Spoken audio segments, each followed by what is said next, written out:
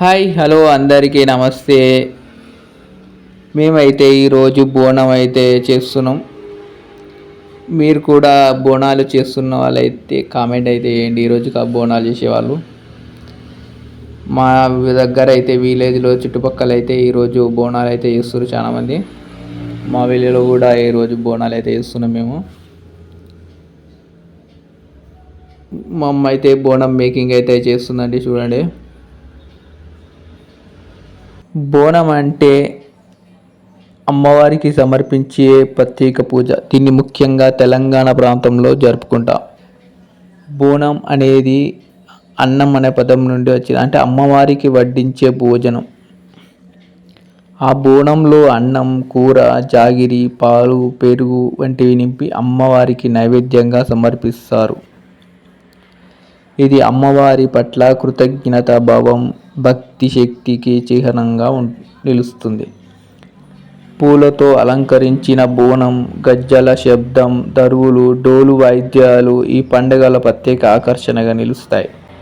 ఎర్రపోచమ్మ తల్లి బోనాలు చేయడం అనేది, ఎర్ర రంగు అనేది శక్తి, ఉత్సాహం, రక్తం, శౌర్యంకు ప్రతీకత.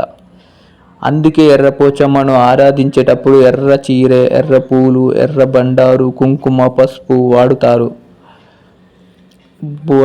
బోనంలో సాధారణంగా పులిహోర, పెరుగు, అన్నం, జాగిరి, పాయసం, కూర పెట్టి అమ్మవారికి నైవేద్యంగా సమర్పిస్తారు. ఈ బోనాలు చేసేవారు పంటలు బాగుండాలని, వర్షాలు కురవాలని, గ్రామంలో శౌర్యం, శాంతి నెలకొనాలని కోరుకుంటారు. ఎర్రపోచమ్మ బోనాలు ఊరేగింపు చాలా ఘనంగా జరుగుతాయి. నల్లపోచమ్మ తల్లి బోనాలకు ఎందుకు చేస్తారంటే, నల్ల రంగు అంటే శాంతి, చెడు శక్తులు నివారణకు, వ్యాధి నివారణకు ప్రతీకతగా నల్లపోచమ్మ తల్లి బోనాలు చేస్తారు.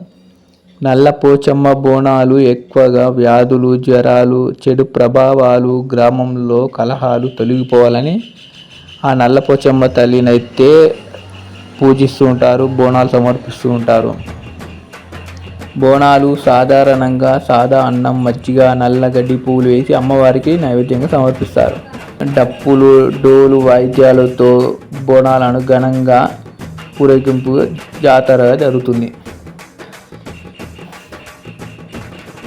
ఎర్రపోచమ్మ, నల్లపోచమ్మ బోనాలు రెండు కలిపి జరిగే సమయంలో ఊరు మొత్తం జాతరలా మారిపోతుంది. మహిళలు బోనాలు మోసుకెళ్లే సమయంలో పల్లకీలు, డోళ్ళు, పల్లవులు, జాజులు ప్రత్యేకత ఆకర్షణగా నిలుస్తాయి. ఈ బోనాలు వేసిన తర్వాత ఊర్లో పండుగ వాతావరణం, భక్తి భావం కలుగుతుందని గ్రామ ప్రజల విశ్వాసం. మేమైతే టెంపుల్కి అయితే వచ్చేసినాం. ఇక్కడ ఒక 2 రౌండ్స్ గుడి చుట్టూ అయితే తిరిగి తర్వాత బోనం అనేది దేవతకు అయితే సమర్పిస్తాం. టెంపుల్ లోపలికి అయితే వెళ్దాం. లోపల ఎలా ఉంటుందో చూపిస్తా. ఇక్కడ అందరూ బోనాలు తీసుకొచ్చి ఇక్కడ అన్నం, పరమాన్నం నైవేద్యం అయితే సమర్పించారు. టెంపుల్ లోపలికి అయితే వెళ్దాం. ఇప్పుడు లోపల ఎలా ఉంటుందని చూపిస్తా.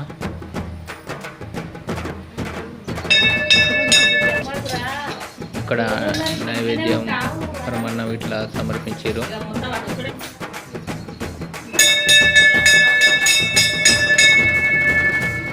లోపలికి వెళ్తే ఇక్కడ ఎర్రపోచమ్మ తల్లి, ఇక్కడ నల్లపోచమ్మ తల్లి అయితే ఇక్కడ ఉన్నారు.